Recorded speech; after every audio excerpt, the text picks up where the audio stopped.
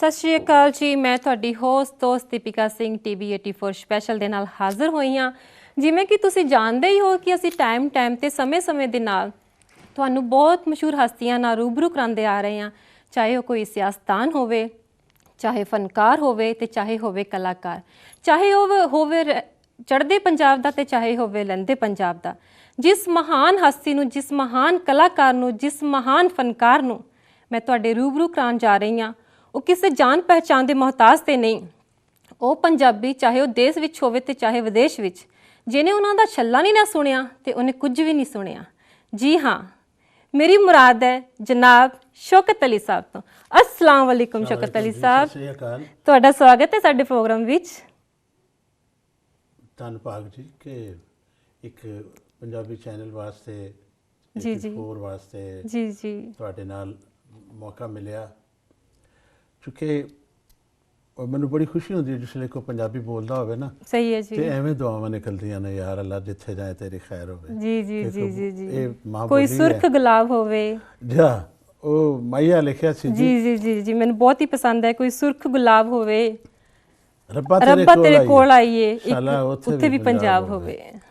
ਤੇ ਉਹ ਗੱਲ ਇਹ ਹੁੰਦੀ ਹੈ ਨਾ ਕਿ ਜੀ ਮੇਰੀ ਮਾਂ ਨੇ ਗੁੜਤੀ ਵੀ ਪੰਜਾਬੀ 'ਚ ਦਿੱਤੀ ਹੈ। ਹਾਂਜੀ ਇਸ ਕਰਕੇ ਮੇਰੀ ਸਾਰੀ ਜ਼ਿੰਦਗੀ ਪੰਜਾਬ 'ਚ ਮਾਂ ਬੋਲੀ ਦੀ ਸੇਵਾ ਵਾਸਤੇ ਤੇ ਲੱਗਾ ਆ। ਤੇ ਤੁਹਾਨੂੰ ਦੇਖ ਕੇ, ਤੁਹਾਨੂੰ ਮਿਲ ਕੇ ਬੜੀ ਖੁਸ਼ੀ ਹੋ ਰਹੀ ਹੈ ਜੀ। ਸਾਨੂੰ ਵੀ, ਅਸੀਂ ਸਾਡੇ ਸਟੂਡੀਓ 'ਚ ਤੁਸੀਂ ਆਏ, ਸਾਡੇ ਸਟੂਡੀਓ ਨੂੰ ਚਾਰ ਚੰਨ ਲਾਏ। ਮੇਰੇ ਤੇ ਕੀ ਕਹਿੰਦੇ ਨੇ ਕਿ ਮੇਰੇ ਲੂ ਕੰਡੇ ਖੜੇ ਹੋ ਗਏ ਨੇ ਕਿ ਐਡੀ ਮਹਾਨ ਹਸਤੀ ਨਾਲ ਤੇ ਮੈਂ ਰੂਬਰੂ ਹੋ ਰਹੀ ਹਾਂ। ਮੈਨੂੰ ਸਮਝ ਨਹੀਂ ਆ ਰਹੀ ਮੈਂ ਕੀ ਪੁੱਛਾਂ ਤੇ ਕੀ ਕਰਾਂ। ਮੈਨੂੰ ਤੁਸੀਂ ਸਲਾਮਤ ਰਹੋ। ਗੱਲ ਇਹ ਵੇ ਕਿ ਇਹ ਸਾਡਾ ਇੱਕ ਵਿਹੜਾ ਹੈ। ਜੀ ਜੀ ਜੀ ਜੀ। ਤੇ ਭਾਵੇਂ ਕੈਨੇਡਾ ਹੋਵੇ ਤੇ ਭਾਵੇਂ ਲਾਹੌਰ ਹੋਵੇ, ਚਾਹੇ ਚੜ੍ਹਦਾ ਪੰਜਾਬ ਹੋਵੇ ਤੇ ਚਾਹੇ ਲਹਿੰਦਾ ਪੰਜਾਬ ਹੋਵੇ। ਪੰਜਾਬ ਹੋਵੇ, ਚੜ੍ਹਦਾ ਲਹਿੰਦਾ ਨਹੀਂ ਹੁੰਦਾ, ਪੰਜਾਬੀ ਪੰਜਾਬ ਹੀ ਹੁੰਦਾ ਹੈ। ਮਾਂ ਸਾਡੀ ਹਾਂਜੀ, ਮਾਂ ਬੋਲੀ। ਉਹ ਗੁਜ਼ਾਰਿਸ਼ ਇਹ ਵੇ ਕਿ ਇਹ ਸਾਨੂੰ ਜਿੱਥੇ ਵੀ ਜਾਈਏ ਨਾ, ਪੰਜਾਬੀ ਜਿਹੜੇ ਰਾਹ ਲੰਘਦਾ, ਜੀ ਜੀ ਜੀ, ਹਾਂਜੀ, ਅੱਖਾਂ ਬਿਸਮਿਲ੍ਲਾ ਪੜ੍ਹਦੀਆਂ ਬਿਸਮਿਲ੍ਲਾ। ਤੁਸੀਂ ਸੁਣਿਆ? ਹਾਂਜੀ ਜੀ, ਮੈਂ ਸੁਣਿਆ ਹੋਇਆ ਹੈ। ਤੇ ਮੈਨੂੰ ਬੜੀ ਖੁਸ਼ੀ ਹੋ ਰਹੀ ਹੈ। ਜੀ ਜੀ। ਮੈਂ ਲਾਹੌਰ ਜੰਮਿਆ ਜੀ। ਜੀ ਜੀ। ਔਰ ਅੱਖ ਖੋਲੀ ਤੇ ਬੜੇ ਬੜੇ ਗਾਇਕ ਦੇਖੇ ਔਰ ਅਲਹਮਦੁਲਿਲਾ ਮੇਰੇ ਕੰਨਾਂ 'ਚ ਬਚਪਨ ਤੋਂ ਹੀ ਸੁਰੀਲੀਆਂ ਆਵਾਜ਼ਾਂ ਪਈਆਂ। ਮੇਰਾ ਖਾਨਦਾਨ ਗਾਣੇ ਵਾਲਿਆਂ ਦਾ ਖਾਨਦਾਨ ਹੈ। ਤੇ ਮੈਂ ਉਹ ਨਹੀਂ ਕਹਾਂਗਾ ਕਿ ਜੀ ਮੁਝੇ ਪਹਿਲੇ ਮਾਰ ਪਿਟੀ, ਮੇਰੇ ਪਿਓ ਨੇ ਬੜਾ ਮਾਰਿਆ ਕਿ ਤੂੰ ਕਿਉਂ ਗਾਣਾ। ਨਹੀਂ, ਸਾਡੇ ਘਰ 'ਚ ਤੇ ਕੋਈ ਸੁਰ ਵਾਲੀ ਆਵਾਜ਼ ਆ ਜਾਵੇ ਨਾ ਤੇ ਮਾਂ ਵੀ ਖੁਸ਼ ਹੋ ਜਾਂਦੀ ਹੈ ਤੇ ਪਿਓ ਵੀ ਖੁਸ਼ ਹੋ ਜਾਂਦਾ ਹੈ। ਬਹਰਹਾਲ ਲੈ ਕੇ ਮੈਂ ਅਨਫੋਰਚੂਨੇਟਲੀ ਮੈਂ ਆਪਣੇ ਵਾਲਿਦ ਸਾਹਿਬ ਨੂੰ ਨਹੀਂ ਦੇਖਿਆ ਕਿ ਉਹ ਪ੍ਰੀ ਪਾਰਟੀਸ਼ਨ 'ਚ ਫੌਤ ਹੋ ਗਏ ਸਨ ਲਾਹੌਰ 'ਚ। ਮੈਂ 1.5 ਸਾਲ ਦਾ ਸਾਂ, ਮੈਂ ਆਪਣੇ ਵਾਲਿਦ ਨੂੰ ਨਹੀਂ ਦੇਖਿਆ। ਇਹ ਚੀਜ਼ ਮੈਂ ਲੈਕ ਕਰਨਾ, ਇਸ ਵਾਸਤੇ ਮੈਂ ਹਰ ਬਾਪ ਦੀ ਆਪਣੇ ਬਾਪ ਦੀ ਤਰ੍ਹਾਂ ਇੱਜ਼ਤ ਕਰਨਾ ਔਰ ਇਸ ਰਿਸ਼ਤੇ ਦੀ ਇੱਜ਼ਤ ਕਰਨਾ। ਵਾਹ ਜੀ ਵਾਹ। ਸ਼ੌਕਤ ਸਾਹਿਬ ਜੀ, ਤੁਸੀਂ ਇਸ ਉਚਾਈ ਤੇ ਪਹੁੰਚੇ ਹੋ ਜਿੱਥੇ ਪਹੁੰਚਣਾ ਕੋਈ ਖਾਲਾ ਜੀ ਦਾ ਬਾੜਾ ਨਹੀਂ। ਤੁਸੀਂ ਕਿਸ ਤਰ੍ਹਾਂ ਦਾ ਮਹਿਸੂਸ ਕਰਦੇ ਹੋ ਇਸ ਥਾਂ ਤੇ ਆ ਕੇ, ਇਸ ਥਾਂ ਤੇ ਪਹੁੰਚ ਕੇ? ਮਤਲਬ ਕਿ ਇੰਨੀ ਉੱਚੀ ਥਾਂ ਤੇ ਪਹੁੰਚਣਾ ਬੜੀ ਵੱਡੀ ਗੱਲ ਹੈ। ਮਾਂ ਦੀ ਦੁਆ ਹੈ ਜਾਂ ਮਾਂ ਦੀਆਂ ਦੁਆਵਾਂ ਤੇ ਕਦੀ ਖਾਲੀ ਨਹੀਂ ਜਾਂਦੀਆਂ। ਔਰ ਜਿਹੜੇ ਬੰਦੇ ਨੂੰ ਮਾਂ ਬਾਪ ਦੀ ਦੁਆ ਹੋਵੇ, ਪੀਰ ਸੈਦ ਫਕੀਰ ਦੀ ਦੁਆ ਹੋਵੇ, ਬਜ਼ੁਰਗਾਂ ਦੀਆਂ ਦੁਆਵਾਂ ਹੋਣ, ਉਹਨਾਂ ਦੀ ਕੰਡ ਨਹੀਂ ਲੱਗਦੀ। ਹਾਂਜੀ। ਤੇ ਪੰਜਾਬੀਆਂ ਦੇ ਵਿੱਚ ਇਹੋ ਹੀ ਕਿਹਾ ਗਿਆ ਹੈ ਕਿ ਵੱਡਿਆਂ ਦਾ ਇਹਤਰਾਮ ਕਰਨਾ ਔਰ ਦੁਆ ਲੈਣੀ। ਜੀ। ਗਲੇ 'ਚ ਆਵਾਜ਼ ਹੀ ਤਾਂ ਹੁੰਦੀ ਹੈ ਜੀ। ਅੱਲਾਹ ਤਾਲਾ ਸੁਰ ਦਿੰਦਾ ਹੈ। ਔਰ ਤੁਸੀਂ ਜਿੰਨੇ ਵੀ ਗੋਈਏ ਦੇਖ ਲਓ, ਉਹ ਫਕੀਰ ਹੀ ਹੋਏ ਨੇ। ਤੇ ਮੈਂ ਫਕੀਰਾਂ ਦੀ ਔਲਾਦ ਆ ਜੀ, ਤੁਹਾਡੇ ਸਾਹਮਣੇ ਆ। ਤੇ ਕਦੀ ਮਾਣ ਨਹੀਂ ਕਰੀਏ, ਕਦੀ ਨਹੀਂ ਮਾਣ ਕੀਤਾ ਤੇ ਨਾ ਹੀ ਪਤਾ ਹੈ। ਜਿਸ ਤਰ੍ਹਾਂ ਤੁਹਾਨੂੰ ਤਾਂ ਪਤਾ ਹੀ ਹੈ ਨਾ ਕਿ ਮੈਂ ਗੱਲ ਕੀਤੀ ਸੀ ਕਿ ਮੈਂ ਕਿਹਾ ਆਪਣੀ ਵਾਲਦਾ ਨੂੰ, ਉਹ ਜਿਸ ਵੇਲੇ ਬਾਜ਼ਾਰੋਂ ਕੋਈ ਸਬਜ਼ੀ ਜਾਂ ਕੋਈ ਗੋਸ਼ਤ ਲੈ ਕੇ ਆਉਂਦੇ ਸਨ ਨਾ, ਤੇ ਨੂੰਹਾਂ ਧੀਆਂ ਨੇ ਉਹਨਾਂ ਦੀ ਕੁੱਟਣ ਲੱਗ ਪੈਣਾ, ਉਹਨਾਂ ਦੇ ਪੈਰ ਕੁੱਟਣ ਲੱਗ ਪੈਣੇ। ਮੈਂ ਵੀ ਬਹਿ ਜਾਣਾ, ਮੈਂ ਵੀ ਉਹਨਾਂ ਦੇ ਪੈਰ ਕੁੱਟਣੇ। ਤੇ ਮੈਂ ਇੱਕ ਦਿਨ ਪੁੱਛਿਆ ਮੈਂ ਆਪਣੀ ਮਾਂ ਕੋਲੋਂ, ਮੈਂ ਕਿਹਾ ਬੇਜੀ ਇਹ ਦੱਸੋ ਕਿ ਇਹ ਜਿਹੜੇ ਆਰਟਿਸਟ ਹੁੰਦੇ ਨੇ, ਇਹ ਜਿਸ ਵੇਲੇ ਮਸ਼ਹੂਰ ਹੋ ਜਾਂਦੇ ਨੇ ਤੇ ਇਹਨਾਂ ਦੀ ਗਰਦਨ 'ਚ ਸਰੀਆ ਕਿਉਂ ਆ ਜਾਂਦਾ? ਤੇ ਕਹਿਣ ਲੱਗੇ, ਨਹੀਂ ਪੁੱਤਰ, ਮੈਂ ਤੇਰੇ ਮੂੰਹ 'ਚੋਂ ਜ਼ਹਿਰ ਵਾਲੀ ਥੈਲੀ ਕੱਢ ਦਿੱਤੀ ਹੈ। ਤੇ ਉਹ ਅਲਹਮਦੁਲਿਲਾ ਜੀ ਤੁਹਾਡੇ ਸਾਹਮਣੇ ਹੀ ਹੈ। ਇੰਨੇ ਅਰਸੇ ਹੋ ਗਏ ਨੇ, कुछ समझ नहीं आती। मैं डूबता हूँ, कोई उछाल देता है, न जाने कौन दुआओं में याद करता है। वाह जी वाह वाह। ਸ਼ੌਕਤ ਜੀ ਕਹਿੰਦੇ ਨੇ ਕਿ ਗੁਰੂ ਬਿਨਾਂ ਗਤ ਨਹੀਂ। ਤੁਸੀਂ ਇਹ ਸਿੱਖਿਆ ਤੁਹਾਨੂੰ ਮਤਲਬ ਜਿਹੜੀ ਤੁਹਾਡੀ ਸੰਗੀਤ ਦੀ ਸਿੱਖਿਆ ਹੈ ਤੁਸੀਂ ਕਿੱਥੋਂ ਲਈ ਹੈ? ਕਿ ਤੁਸੀਂ ਕੋਈ ਗੁਰੂ ਧਾਰਿਆ ਜਾਂ ਮਤਲਬ ਕਿ ਕਿਸੇ ਦੇ ਕੋਲੋਂ ਤੁਸੀਂ ਇਹ ਸ਼ਬਦਾਂ ਨੂੰ ਪਰੋਇਆ? ਕਿੱਥੋਂ ਸਿੱਖਿਆ ਤੁਸੀਂ ਇਹ ਸਾਰਾ ਕੁਝ? ਦੀਪ, ਅਸਲ ਬਾਤ ਬਣਦੀ ਹੈ ਉਤੋਂ। ਜਿਸ ਤਰ੍ਹਾਂ ਅਸਮਾਨਾਂ ਦੇ ਜੋੜੇ ਬਣਦੇ ਨੇ ਨਾ ਜੀ ਜੀ ਜੀ, ਇਸੇ ਤਰ੍ਹਾਂ ਰੂਹ ਵੀ ਪਰਵਰਦਿਗਾਰ ਵਾਹਿਗੁਰੂ ਆਪ ਭੇਜਦਾ ਜੀ। ਔਰ ਇੱਕ ਜੰਮਦਿਆਂ ਹੀ ਕੁਝ ਬੱਚੇ ਜਿਹੜੇ ਨੇ ਨਾ ਉਹ ਰੋਂਦੇ ਵੀ ਸੂਰਜ ਨੇ। ਹਾਂਜੀ, ਠੀਕ ਹੈ ਜੀ। ਤੇ ਇਹ ਸੀ ਕਿ ਅੱਲਾਹ ਤਾਲਾ ਦੀ ਅਤਾ ਸੀ ਸਕੂਲ ਦੇ ਵਿੱਚ ਦੁਆ ਖਵਾਣੀ ਜੀ, ਔਰ ਕਾਲਜ ਦੇ ਵਿੱਚ ਫਿਰ ਜੋ ਇਸ ਤਰ੍ਹਾਂ ਦੇ ਮੁਕਾਬਲੇ ਹੁੰਦੇ ਸਨ ਆਹਿਸਤਾ ਆਹਿਸਤਾ ਆਹਿਸਤਾ ਲੱਗਾ ਹੈ ਸਾਂ। ਮੈਨੂੰ ਨਹੀਂ ਸੀ ਪਤਾ ਤੇ ਮੈਨੂੰ ਅੱਜ ਵੀ ਨਹੀਂ ਪਤਾ ਕਿ ਮੈਨੂੰ ਕੋਈ ਲੋਕ ਜਾਣਦੇ ਨੇ ਜਾਂ ਯਕੀਨ ਕਰੋ ਤੁਸੀਂ ਇਹ ਤੇ ਤੁਹਾਡੀ ਮੁਹੱਬਤ ਹੈ। ਵਰਨਾ ਮੀਆਂ ਮੁਹੰਮਦ ਸਾਹਿਬ ਦਾ ਫਰਮਾਨ ਹੈ ਕਿ ਮੈਂ ਗਲੀਆਂ ਦਾ ਰੂੜਾ ਕੂੜਾ ਮੈਲ ਚੜਾਇਆ ਸਾਈਆਂ, ਖਸਖਸ ਜਿੰਨਾ ਕਦਰ ਨਾ ਮੇਰਾ ਤੇ ਸਾਹਿਬ ਨੇ ਵਡਿਆਈਆਂ, ਮੈਂ ਗਲੀਆਂ ਦਾ ਰੂੜਾ ਕੂੜਾ ਮੈਲ ਚੜਾਇਆ ਸਾਈਆਂ। ਮਸਲਾ ਫਰਮਾਉਂਦੇ ਨੇ। ਹਾਂਜੀ,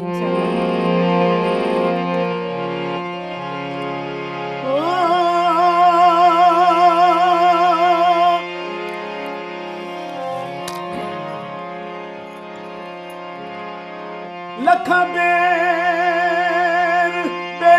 ਨੂੰ ਲੱਗਦੇ ਤੇ ਝੜ ਜਾਂਦੇ ਨੇ ਕੱਚੇ, ਜਿਹੜੇ ਪੱਕਣ ਲਾਲ ਮੁਹੰਮਦ ਤੇ ਉਹ ਹੀ ਖਾਂਦੇ ਵੱਟੇ। ਤੇ ਨੀਵਿਆਂ ਨਾਲ ਤੇ ਨਿਭ ਜਾਂਦੀ ਏ ਜੇਕਰ ਆਪ ਨਿਭਾਏ, ਤੇ ਉੱਚਿਆਂ ਨਾਲ ਨਾ ਨਿਭੇ ਮੁਹੰਮਦ ਤੇ ਜੇ ਕਸਰਾਂ ਨਾ ਖਾਏ। ਮੈਂ ਅੰਨਾ ਤੇ ਤਿਲਕਣ ਰਸਤਾ ਕਿਉਂ ਕਰ ਰਵੇ ਸੰਭਾਲਾ, ਤੱਕੇ ਦੇਵਣ ਵਾਲੇ ਬੋਤੇ ਤੂੰ ਹੱਥ ਪਕੜਨ ਵਾਲਾ।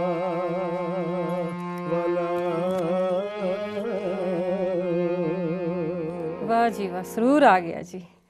ਮੀਆਂ ਮੁਹੰਮਦ ਸਾਹਿਬ ਦਾ ਇੱਕ ਕਲਾਮ ਹੈ ਸੈਫੁਲ ਮਲੂਕ। ਸੈਫੁਲ ਮਲੂਕ ਜੀ। ਸੈਫੁਲ ਮਲੂਕ ਦਾ ਵੀ ਇਹ ਹੋਇਆ ਕਿ ਇਹਨੂੰ ਪਹਾੜੀ 'ਚ ਪੜ੍ਹਿਆ ਜਾਂਦਾ ਸੀ। ਹਾਂਜੀ, ਮੈਂ ਪੜ੍ਹਿਆ ਜੀ। ਇਹਨੂੰ ਘਰ ਘਰ ਪਹੁੰਚਾਉਣ ਵਾਲੇ ਤੁਸੀਂ ਹੋ, ਕਿਉਂਕਿ ਕੁਝ ਕਹਿੰਦੇ ਸੁਣਿਆ ਸੀਗਾ ਕਿ ਕੁਝ ਇਹਦੇ ਲਫ਼ਜ਼ ਇਹੋ ਜਿਹੇ ਸੀ ਜਿਹੜੇ ਆਮ ਲੋਕਾਂ ਨੂੰ ਸਮਝ ਨਹੀਂ ਸੀ ਆਉਂਦੇ, ਤੇ ਫਿਰ ਸਾਡੇ ਬਹੁਤ ਹੀ ਅਜੀਜ਼ ਸ਼ੌਕਤ ਅਲੀ ਸਾਹਿਬ ਆਏ, ਉਹਨਾਂ ਨੇ ਬਹੁਤ ਹੀ ਪਿਆਰੇ ਔਰ ਬਹੁਤ ਹੀ ਆਸਾਨ ਤਰੀਕੇ ਦੇ ਨਾਲ ਉਹਨਾਂ ਨੂੰ ਘਰ ਘਰ ਹਰ ਬੰਦੇ ਦੀ ਜ਼ੁਬਾਨ ਦੇ ਉੱਤੇ ਇੰਨਾ ਫੇਮਸ ਕਰ ਦਿੱਤਾ ਕਿ ਹੁਣ ਤੇ ਬੱਚਾ ਕਿੱਥੇ ਵੀ ਵੱਸਦਾ ਹੈ, ਜਿੱਥੇ ਵੀ ਪੰਜਾਬੀ ਵੱਸਦੇ ਨੇ ਤੇ ਉਹ ਸੈਫੁਲ ਮਲੂਕ ਸੁਣਦੇ ਨੇ। ਦੀਪ ਜੀ, ਮੈਂ 82 ਦੇ ਵਿੱਚ ਦਿੱਲੀ ਸਾਂ ਜੀ, ਤੇ ਮੈਨੂੰ ਘਰ ਖਾਣੇ ਤੇ ਬੁਲਾਇਆ ਅਮਰਤਾ ਪ੍ਰੀਤਮ ਜੀ ਨੇ। ਜੀ ਜੀ ਜੀ। ਤੇ ਬਹੁਤ ਵੱਡੇ ਲੋਕ ਸਨ। ਮੈਨੂੰ ਕਹਿਣ ਲੱਗੇ ਕਿ ਇਮਰੋਜ਼ ਸਾਹਿਬ ਆਪਣੇ ਪੋਰਟਰੇਟ ਦਿਖਾ ਰਹੇ ਨੇ, ਇਹ ਸ਼ਾਹ ਹੁਸੈਨ ਦਾ ਪੋਰਟਰੇਟ ਹੈ, ਬਾਬਾ ਬੁੱਲੇ ਸ਼ਾਹ ਸਰਕਾਰ ਦਾ ਹੈ, ਖਾਜਾ ਗੁਲਾਮ ਫਰੀਦ ਸਰਕਾਰ ਦਾ ਹੈ, ਇਸ ਤਰ੍ਹਾਂ ਕਰਕੇ ਨਾ ਜੀ, ਹਜ਼ਰਤ ਸੁਲਤਾਨ ਬਹੂ ਦਾ। ਤੇ ਮੈਂ ਉਹਨਾਂ ਨੂੰ ਸਵਾਲ ਕੀਤਾ, ਮੈਂ ਕਿਹਾ ਹਜ਼ਰਤ ਮੀਆਂ ਮੁਹੰਮਦ ਬਖਸ਼ ਦਾ ਕਿਉਂ ਨਹੀਂ ਜੇ ਬਣਾਇਆ? ਤੇ ਕੋਲ ਖਲੋਤੇ ਸਨ ਅਮਰਤਾ ਪ੍ਰੀਤਮ ਜੀ। ਆਖਣ ਲੱਗੇ ਸ਼ੌਕਤ ਅਲੀ, ਲੋਕਾਂ ਨੂੰ ਤੂੰ ਅਵੇਅਰਨੈਸ ਦਿੱਤੀ ਹੈ ਮੀਆਂ ਮੁਹੰਮਦ ਸਾਹਿਬ ਜੀ। ਸਹੀ ਗੱਲ ਹੈ ਜੀ, ਬਿਲਕੁਲ ਸਹੀ। ਇਹ ਮੇਰੇ ਹਿੱਸੇ 'ਚ ਆਇਆ, ਮੇਰੀ ਖੁਸ਼ਕਿਸਮਤੀ ਹੈ। ਹਾਂਜੀ, ਬਹੁਤ ਆਸਾਨ ਸ਼ਬਦਾਂ ਦੇ ਨਾਲ ਤੁਸੀਂ ਦੁਨੀਆ ਨੂੰ ਦੱਸਿਆ ਕਿ ਸੈਫੁਲ ਮਲੂਕ ਹੈ ਕੀ ਚੀਜ਼ ਹੈ, ਕਿਉਂਕਿ ਕਾਫੀ ਔਖੇ ਸ਼ਬਦ ਸੀ ਜਿਹੜੇ ਕਿ ਲੋਕਾਂ ਨੂੰ ਸਮਝ ਨਹੀਂ ਸੀ ਆਉਂਦੇ ਪਏ। ਗੱਲ ਇਹ ਵੇ ਕਿ ਦੁਨੀਆ ਨੂੰ ਦੱਸੋ ਕਿ ਦੁਨੀਆ 'ਚ ਸਭ ਤੋਂ ਖੂਬਸੂਰਤ ਤਰੀਨ, ਮਿੱਠੀ ਤੇ ਸੁੱਚੀ ਤੇ ਸੋਹਣੀ ਜ਼ੁਬਾਨ ਜਿਹੜੀ ਹੈ ਉਹ ਪੰਜਾਬੀ ਹੀ ਹੈ। ਔਰ ਜਿੰਨਾ ਪੰਜਾਬੀ 'ਚ ਤੁਸੀਂ ਘਰ 'ਚ ਮੁਲਾਜ਼ਮਾਂ ਹੁੰਦੀ ਹੈ ਨਾ, ਜੀ ਜੀ ਜੀ, ਤੂੰ ਦਾ ਲਫ਼ਜ਼ ਨਹੀਂ ਹੁੰਦਾ। ਉਹ ਬੱਚੇ ਸਾਡੇ ਕਹਿਣਗੇ ਤੁਸੀਂ ਕੱਲ ਨਹੀਂ ਸੌ ਆਏ ਜੀ, ਪੰਜਾਬੀ ਵਿੱਚ। ਸਹੀ ਗੱਲ, ਪੰਜਾਬੀ ਦੇ ਵਿੱਚ ਅਦਬ ਇਤਰਾਮ ਬਹੁਤ ਹੈ ਜੀ। ਇਹ ਬੁੱਕ ਮੇਰੇ ਹਿਸਾਬ ਨਾਲ ਪਹਿਲੀ ਬੁੱਕ ਸੀ ਜਿਹੜੀ ਕਿ ਬਹੁਤ ਹੀ ਭਾਸ਼ਾਵਾਂ ਵਿੱਚ ਲਿਖੀ ਗਈ ਸੀ। ਸੰਸਕ੍ਰਿਤ ਵਿੱਚ ਵੀ ਲਿਖੀ ਗਈ ਹੈ, ਹਿੰਦੀ ਵਿੱਚ ਵੀ ਲਿਖੀ ਗਈ ਹੈ, ਪੰਜਾਬੀ ਵਿੱਚ ਵੀ ਲਿਖੀ ਗਈ ਹੈ, ਫਾਰਸੀ ਵਿੱਚ ਵੀ ਲਿਖੀ ਗਈ ਹੈ।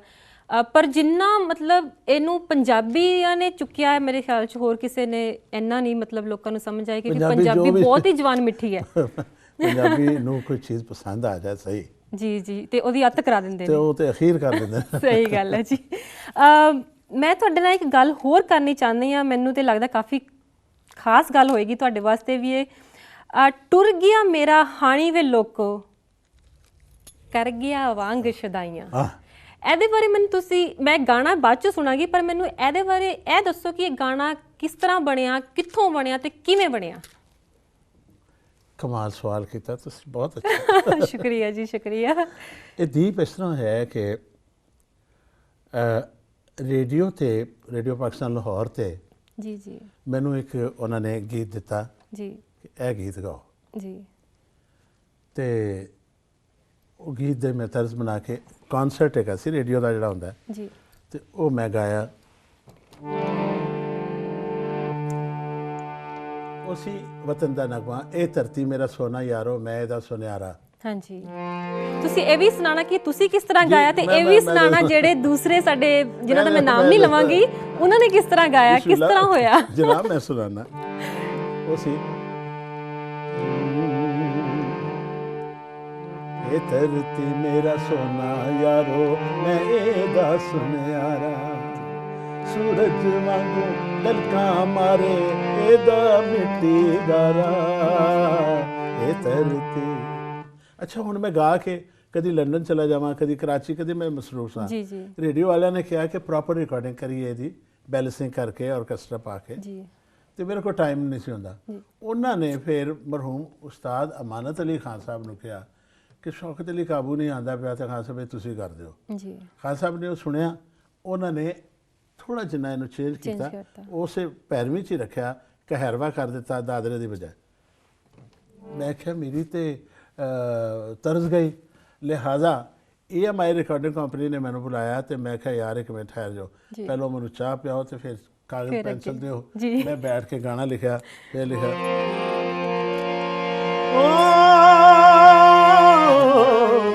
ਟੁਰ ਗਿਆ ਮੇਰਾ ਹਾਣੀ ਲੋਕੋ ਕਰ ਗਿਆ ਵਾਂਗ ਸਦਾਈਆਂ, ਟੁਰ ਗਿਆ ਮੇਰਾ ਹਾਣੀ ਲੋਕੋ ਕਰ ਗਿਆ ਵਾਂਗ ਸਦਾਈਆਂ, ਕੋਠੇ ਚੜ ਚੜ ਚਾਤੀਆਂ ਮਾਰਾਂ ਦੇਵਾਨ ਦੁਆਈਆਂ, ਟੁਰ ਗਿਆ ਮੇਰਾ ਹਾਣੀ ਲੋਕੋ ਕਰ ਗਿਆ ਵਾਂਗ ਸਦਾਈਆਂ।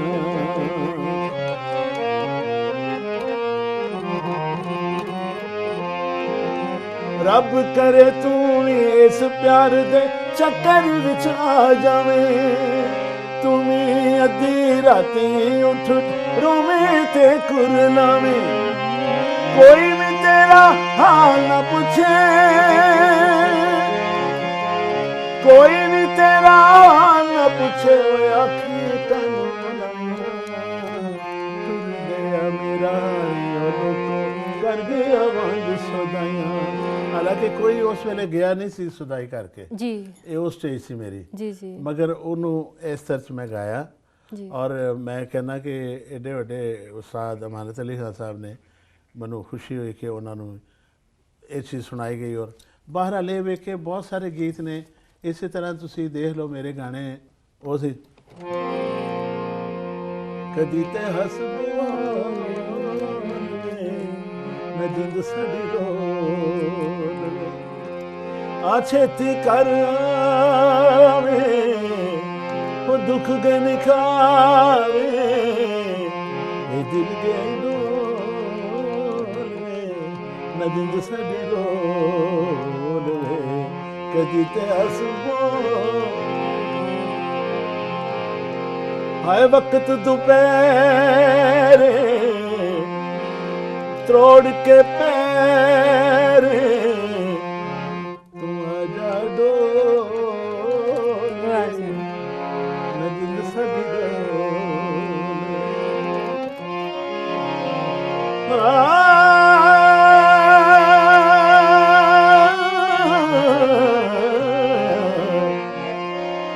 लगदी नालों त्रुटदी चंगी न बेकदरां दी यारी भला होया लड़ मेरे छुटा मेरी उम्र लगदी सारी किती अन होई मैं रब दी तरोई ਮੈਂ ਭੁੱਲ ਗਈ ਕਲੋਲ ਵੇ ਨਜ਼ਰ ਸਾਡੀ ਰੋਲ ਕਦੀ ਤੇ ਹੱਸ ਬੋਲ ਨਜ਼ਰ ਸਾਡੀ ਰੋਲ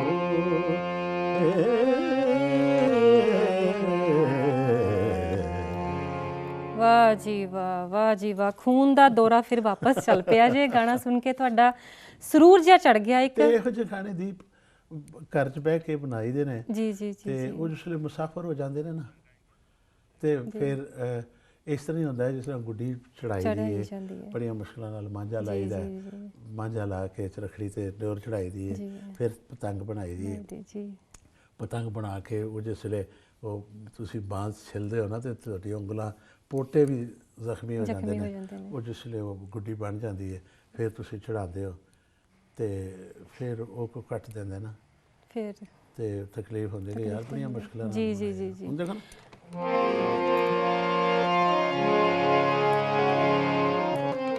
ਪਹਿਲੋਂ ਗੱਲ ਪੁੱਛ ਰਹੇ ਸੋ ਤੁਸੀਂ। ਹਾਂਜੀ ਹੁਣ ਆਪਾਂ ਸੁਣਦੇ ਹਾਂ ਸਾਰੇ ਗਾਣੇ ਤੁਹਾਡੇ ਜ਼ਰੂਰ ਸੁਣਾਂਗੇ, ਮੈਂ ਤੇ ਤੁਹਾਨੂੰ ਨਹੀਂ ਜਾਣ ਦੇਵਾਂਗੀ ਪਰ ਟਾਈਮ ਇਜਾਜ਼ਤ ਨਹੀਂ ਦਿੰਦਾ। ਆਪਾਂ ਛੋਟੀ ਜਿਹੀ ਇੱਕ ਬ੍ਰੇਕ ਲੈ ਕੇ ਆਉਂਦੇ ਹਾਂ ਤਾਂ ਫਿਰ ਆਪਾਂ ਰੂਬਰੂ ਹੋਵਾਂਗੇ ਵਾਪਸ। ਚਲੋ ਜੀ ਆਈ ਨੋ ਮੈਂ ਵੀ ਨਹੀਂ ਚਾਹੁੰਦੀ ਬ੍ਰੇਕ ਲੈਣਾ ਪਰ ਜਾਣਾ ਹੀ ਪਏਗਾ ਸਾਨੂੰ ਦਰਸ਼ਕੋ। ਅਸੀਂ ਫਿਰ ਮਿਲਦੇ ਹਾਂ ਬ੍ਰੇਕ ਤੋਂ ਬਾਅਦ।